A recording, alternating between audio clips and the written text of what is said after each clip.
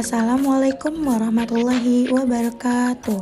Perkenalkan, nama saya Siva Ananda Solihin, semester 5, Prodi S1 PGSD dari Universitas Terbuka. Di sini saya akan mensimulasikan video pembelajaran tentang mata pelajaran ilmu pengetahuan alam mengenai perkembangbiakan makhluk hidup.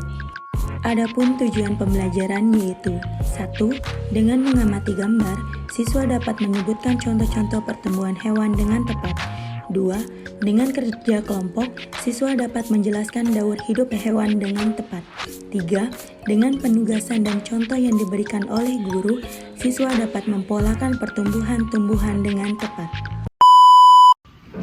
Bismillahirrahmanirrahim. Assalamualaikum warahmatullahi wabarakatuh. Selamat pagi anak-anak. Apa kabar kalian semua? Alhamdulillah. Sebelum belajar, kita berdoa terlebih dahulu ya. Berdoa dimulai. Berdoa selesai. Coba kalian lihat samping kanan kiri teman kalian, sudah ada atau belum? Oke, sudah ada, berarti tandanya kalian masuk semua ya pada hari ini. Alhamdulillah. Gimana? Masih semangat hari ini? Oke, untuk menambah semangatnya, kita tepuk semangat dulu ya. Oke, 1, 2, 3. Tepuk semangat. Semangat. Semangat. Oke, pintar, berarti udah pada semangat semua ya untuk belajar pada hari ini. Anak-anak, ada yang masih ingat tidak waktu minggu kemarin kita belajar tentang apa? Oke, pintar. Kita belajar tentang ciri-ciri makhluk hidup. Ada yang masih ingat ciri-ciri makhluk hidup itu apa? Oke, pintar Hafsah. Ciri-ciri makhluk hidup yaitu 1. Bernapas, 2. Bergerak, dan 3. Berkembang biak. Berbicara tentang berkembang biak, hari ini kita akan belajar tentang ciri-ciri makhluk hidup serta hal-hal yang dapat mengalami pertumbuhan dan perubahan terhadap makhluk hidup. Semua makhluk hidup mengalami pertumbuhan. Ketika baru lahir, tubuhmu kecil. Nah, beberapa waktu kemudian sudah mulai dapat duduk, berdiri, dan berjalan. Akhirnya tubuhmu menjadi bertambah besar seperti sekarang. Demikian pula dengan hewan. Nah, kayak kita ambil contoh yaitu ayam. Ayam berasal dari telur yang menetas.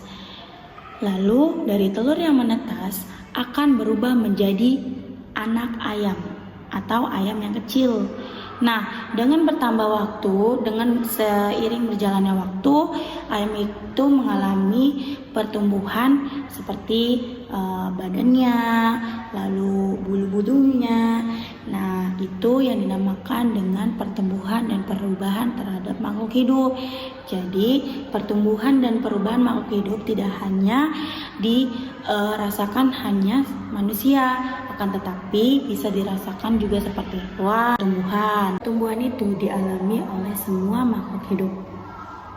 Nah, di sini saya akan memberikan contoh cara perkembangbiakan hewan. Ini adalah gambar atau contoh cara perkembangbiakan ayam. Awal mulanya ayam itu akan bertelur. Ini telur ayam. Nah, telur ayam ini akan diirami selama 21 hari hingga telur ayam ini pecah atau si anak ayam ini keluar dari cangkangnya. Nah, setelah 3 bulan telur ayam ini akan mengalami perubahan atau pertumbuhan. Yaitu perubahannya apa? Badannya menjadi agak sedikit besar, terus bulu-bulu halus akan menjadi atau berubah menjadi bulu-bulu yang kasar. Nah, setelah 3 bulan lagi, ayam ini akan berubah lagi menjadi ayam dewasa. Nah, ayam dewasa ini bulunya itu lebat, terus udah gitu kasar, udah gitu tingginya pun hampir sama dengan induk ayam. Nah, lalu ayam yang dewasa ini akan berubah menjadi induk ayam. Nah, induk ayam ini bisa melakukan proses perkembangbiakan. Selain ayam, terdapat juga kupu-kupu. Daur hidup kupu-kupu bisa disebut juga dengan metamorfosis. Ada yang tahu metamorfosis itu apa? Oke, pintar. Metamorfosis itu adalah perubahan bentuk yang sangat berbeda dari hewan menetas hingga hewan dewasa. Anak-anak, ada yang tahu tidak apa saja sih hewan yang bermetamorfosis itu? Ya, betul. Ada 5 hewan yang bermetamorfosis. Di antaranya ada kupu-kupu, kecoa, katak, terus ada belalang dan juga nyamuk. Akan tetapi metamorfosis itu terbagi menjadi 2. Ada metamorfosis sempurna dan ada metamorfosis tidak sempurna. Ada yang tahu tidak apa sih metamorfosis sempurna dan metamorfosis tidak sempurna? Oke, metamorfosis sempurna adalah metamorfosis yang memiliki 4 tahapan pertumbuhan. Tahapan tersebut yaitu 1. Telur akan berubah menjadi larva. Nah, larva akan berubah menjadi pupa, dan yang terakhir pupa akan berubah menjadi hewan dewasa. Nah, bagaimana dengan metamorfosis tidak sempurna? Metamorfosis tidak sempurna adalah metamorfosis yang mengalami 3 tahap pertumbuhan, yaitu 1. Telur, yang kedua nimfa, dan yang ketiga hewan dewasa. Yang tahu tidak apa sih contoh hewan yang mengalami metamorfosis tidak sempurna? Oke, betul. 2 contoh hewan yang mengalami metamorfosis tidak sempurna yaitu ada kecoa dan juga belalang. Ini adalah contoh metamorfosis tidak sempurna dari hewan kecoa. Nih, pertama-tama hewan kecoa betina ini akan mengeluarkan yang namanya telur. Nah, telur ini akan berubah menjadi nimfa 1. Nah, nimfa 1 ini tumbuh menjadi nimfa 2. Nimfa 2 ini tumbuh lagi nih menjadi yang namanya dewasa 1, kecoa dewasa 1. Lama-kelamaan akan berubah menjadi dewasa 2. Nah, yang dewasa ini bisa atau dapat menjadi proses perkembangbiakan lagi. Lalu bagaimana dengan belalang? Sama seperti dengan kecoa. Belalang itu pertama-tama dari telur belalang, lalu dari telur belalang berubah menjadi nimfa 1, nimfa 2, nimfa 3, lalu berubah lagi menjadi belalang 1 atau biasa disebut dengan imago. Nah, setelah menjadi imago, dia berubah menjadi belalang betina. Nah, belalang betina ini akan dapat melakukan proses perkembangbiakan seperti semula lagi. Ibu sudah menyebutkan bagaimana cara proses perkembangbiakan hewan, dari mulai perkembangbiakan hewan ayam, terus proses daur hidup atau metamorfosis dari kupu-kupu, terus katak, hingga metamorfosis tidak sempurna dari kecoa dan juga belalang. Nah, selain hewan, bisa juga nih tumbuhan. Tumbuhan juga mengalami perkembangbiakan.